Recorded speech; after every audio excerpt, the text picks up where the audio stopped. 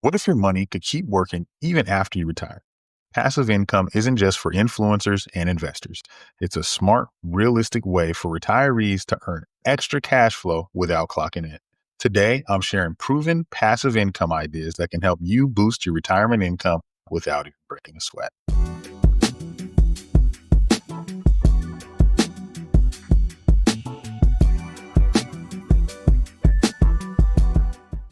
Welcome to Retirement Unscripted, the show that helps you make smart, simple moves with your money so you can retire on your terms. In today's episode, we're breaking down passive income ideas for retirees, a simple, achievable ways to keep money flowing while you enjoy your free time. If you're looking for ways to supplement Social Security, pensions, or even your savings, this episode is packed with practical ideas you can actually use. So let's jump right in.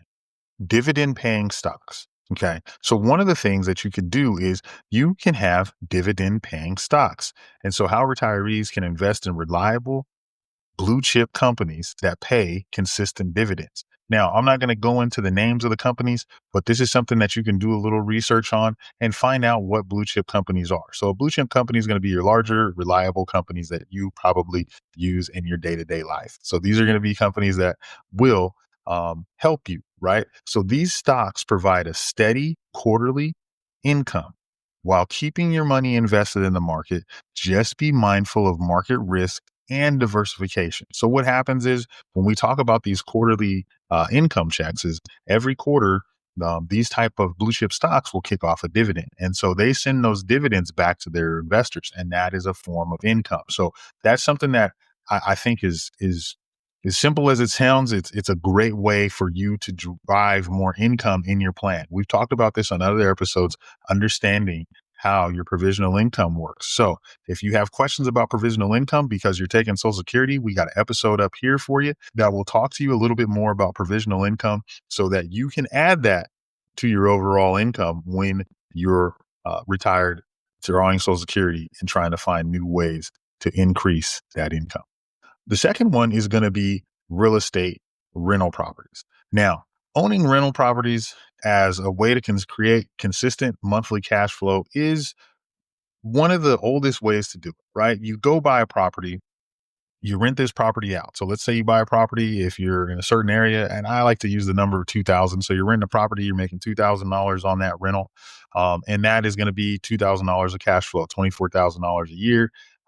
Maybe you might have to have some repairs. So I would consider using a property management service to minimize the hands-on work or explore, senior friendly options such as like short-term vacation rentals. So the short-term vacation rentals has been a hot topic over the last few years with the rise of companies like Airbnb and VRBO. So those are ways that you can have people come in and rent your property on a short-term basis, opposed to having a long-term rent, or like, someone lives there 2-3 years.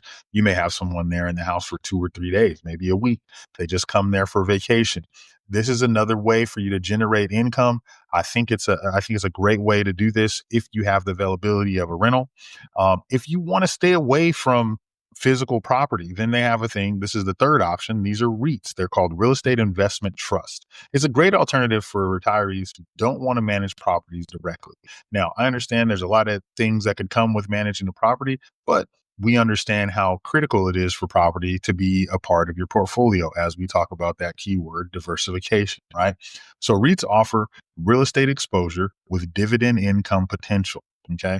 Plus, they're easy to buy and they sell like stocks.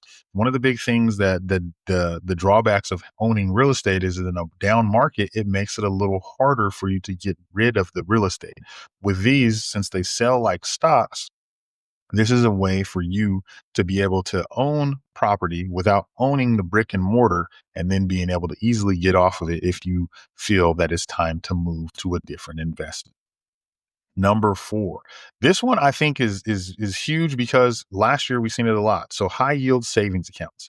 We know with interest rates higher in 2024 than previous years, retirees should be taking advantage of these high yield savings accounts online.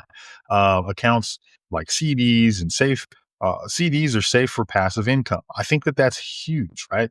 When you have the CDs, and you have, some higher interest rates, the passive income without the risk of market fluctuation is a great way to go. And it give you some peace of mind that your money's maybe not in the market at a time when you may feel that the market is a little volatile. So that's something that I would definitely, be checking out as a way to have some passive income. So all that income that you earn on those CDs and high yield savings account is passive income.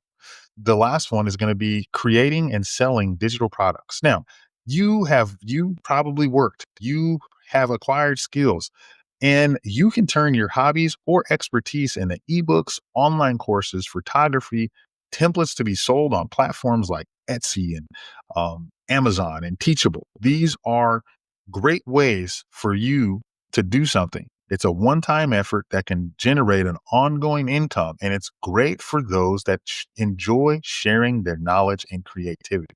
This is one of those things that you really like when it hits you. It's like, if you're good at something and you've always been good at something, learn how to monetize it. If today's episode helps you, please like and subscribe so you can get notified when new episodes are available. My name's Miles-Mattingly, your host of Retirement Unscripted. Until next time.